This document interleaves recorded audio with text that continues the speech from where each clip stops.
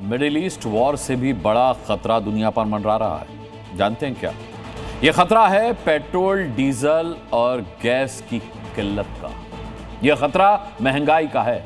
Europe, Australia, Asia, Africa से तस्वीरें आनी शुरू हो चुकी हैं। कहीं खाने पीने की चीजें खत्म हो रही हैं तो कहीं पेट्रोल डीजल खत्म हो रहा है। भारत में भले ही अभी तक राशनिंग नहीं हुई है और सरकार कह रही है कि कोई कमी नहीं है, लेकिन दुनिया के दूसरे हिस्सों में न सिर्फ राशनिंग की जा रही है बल्कि पेट्रोल, डीजल, गैस को बचाने के लिए कोरोना काल वाले उपाय तक किए जा रहे हैं। ऑस्ट्रेलिया में राशन खत्म, पेरिस में तेल संकट, ऑस्ट्रिया में पेट्रोल डीजल की कमी, एशिया में पेट्रोल पंप पर भीड़। एक तरफ मिडिल ईस्ट और पश्चिम एशिया में बम बारूद और मिसाइलें चल रही हैं, तो दुनिया के बाकी हिस्सों में युद्ध के चलते हालात दिन प्रतिदिन खतरनाक होते जा रहे हैं। इस महायुद्ध ने दुनिया भर में लोगों को नई मुसीबत में डाल दिया है। यह ऑस्ट्रेलिया के सिडनी शहर के सुपरमार्केट की तस्वीर है। सुपरमार्केट में रखा सामान खाली हो चुका है। दावा है कि युद्ध की दहशत में आकर लोग सामान खरीद कर ले गए। पेट्रोल डीजल की कमी के चलते ऑस्ट्रेलिया में जरूरी सामानों की सप्लाई मुश्किल हो गई है। ऑस्ट्रेलिया के कई पेट्रोल पंपों पर आउट ऑफ स्टॉक का बोर्ड लग चुका है। ऑस्ट्रेलियाई मीडिया के मुताबिक पूरे ऑस्ट्रेलिया में 500 से ज्यादा पेट्रोल पंपों पर तेल खत्म हो चुका है।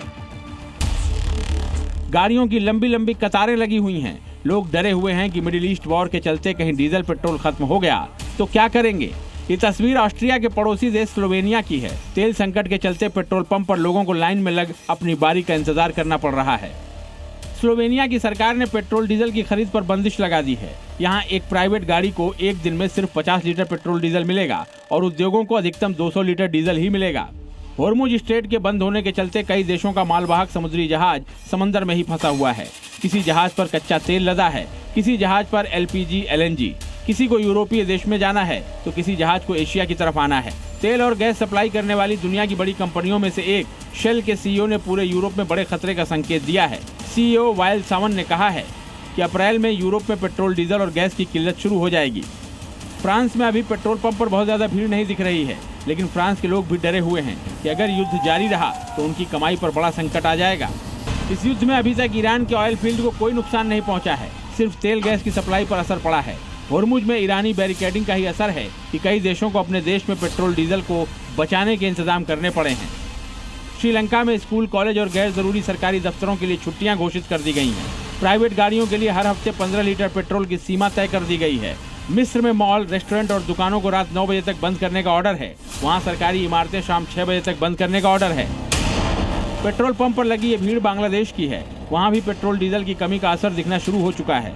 वहाँ कई पेट्रोल पंपों के पास ईंधन की सप्लाई बाधित है और जिनके पास पेट्रोल डीजल है वहाँ लंबी लाइनें लगी हैं। बांग्लादेश ने तेल गैस बचाने के लिए कई जतन शुरू कर दिए हैं। वहाँ शिक्षण संस्थाओं में ऑनलाइन क्लास शुरू कर दी गई हैं। रोजाना 5 घंटे बिजली की कटौती की जा रही है। प्रमुख तेल डिपो पर सेना तैनात कर दी गई है। इस वॉर के चलते जो ईंधन संकट की कमी आई है उसने फिलीपींस को भी परेशान कर दिया है। फिलीपींस में तो इमरजेंसी घोषित करनी पड़ गई है। फिलीपींस में 400 पेट्रोल पंप अस्थायी तौर पर बंद हैं।